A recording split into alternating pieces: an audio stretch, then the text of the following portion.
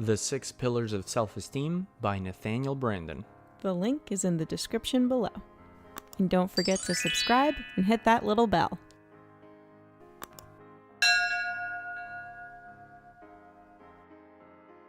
First pillar, the practice of living consciously.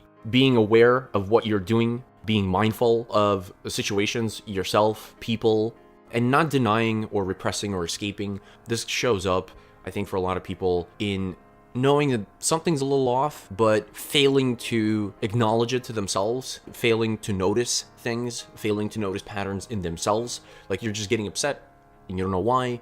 And instead of noticing like, hey, where am I, getting upset about this? Maybe it's after I interact with this really negative person or my boss screams at me that I get upset and stressed out. The practice of living consciously is an invitation to say, hey, I noticed this about myself, or I noticed this about when people talk to me or my romantic partner. When they're acting this way, I get upset. I don't like that. Or the situation is stressing me out. Basically, it's an invitation to focus. And the whole point of living consciously is just paying attention to yourself, the situation, people around you, and what you're doing, your actions, your emotions, and being mindful. The second pillar in Nathaniel Brandon's book is the practice of self-acceptance. And he wrote a couple of things on it. One is owning the truths regarding your thoughts, emotions, behaviors, being kind to yourself, being for yourself in a very basic sense. And I equate this to being your best friend, a kind and compassionate sense of self, not denying that you might feel a certain feeling or you have a reaction about something, you might not like it, but to never be an enemy against yourself. You accept the situation, you accept yourself, you are your own best friend. You just treat yourself with compassion and deal with the situation as it needs to be, but not with any force, but rather with compassion and support for yourself.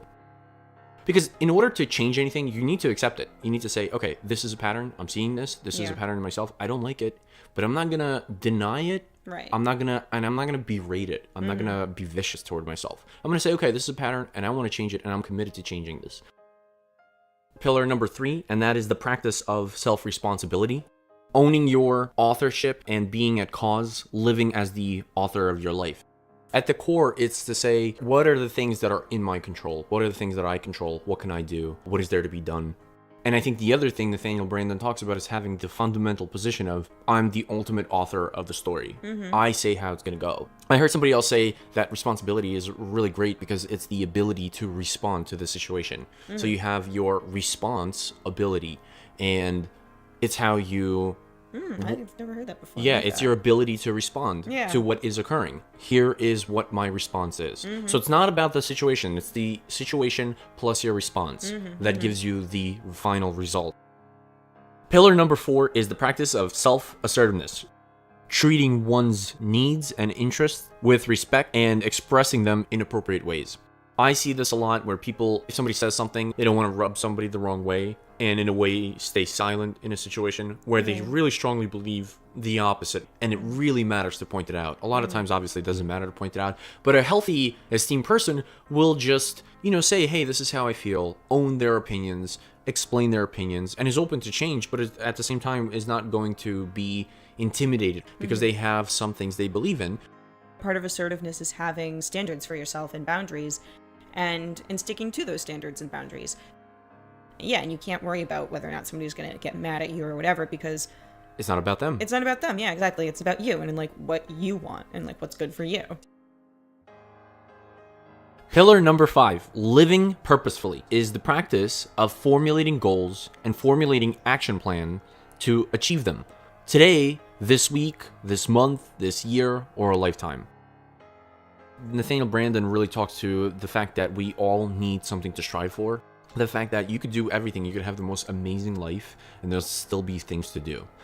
And the idea is we are always looking to do something, and we're looking to expand or achieve something or gain something, whether it's internal, material, spiritual, emotional. And so to have the best life, to have high self-esteem, you need to be engaging in the classic idea of setting goals, taking pen and paper, writing your goals out, and then writing some action steps that you think will reasonably help you achieve that goal. And doing that on a long-term basis, on a short-term basis, on a medium-term basis. Hey, this is what I'm here to do. I'm here to do this. I'm here to build this business, or I'm here to help my elderly parent, or start a family, or find a great romantic partner. I think without a purpose, you just feel lost. You don't know what you're doing. You don't know where you're going. You might just feel stagnant, or just like moving around in a circle. Right. And reacting to situations in life that come up, but not really having a direction. And just not working towards anything. And so a purpose, I think, is so important, so that there's something that you can move towards and work towards and look forward to. Now what's next? Having a purpose is a great way to bring more excitement into your life, be motivated to do things, and keep you moving forward. The final 6th pillar of self-esteem is the practice of personal integrity. The way he describes this is of maintaining alignment between behavior and convictions, and what you say you value versus what you actually do and how you actually live. Are my actions matching what I profess to do? But am I journaling? Like, hey, here's what I did. Here's what I said I was going to do. And it's matching. And if you've done the action and it's aligned with that value or the goal that you're after, the purpose that you're after, then you go, yeah, I'm living it with integrity. And your self-esteem rises. It's always, about you. It doesn't matter what other people think about you. Are you being honest to yourself? Are you living up to what you're capable of and what your standards are? The 6 Pillars of Self-Esteem by Nathaniel Brandon. The link is in the description below. And don't forget to subscribe and hit that little bell.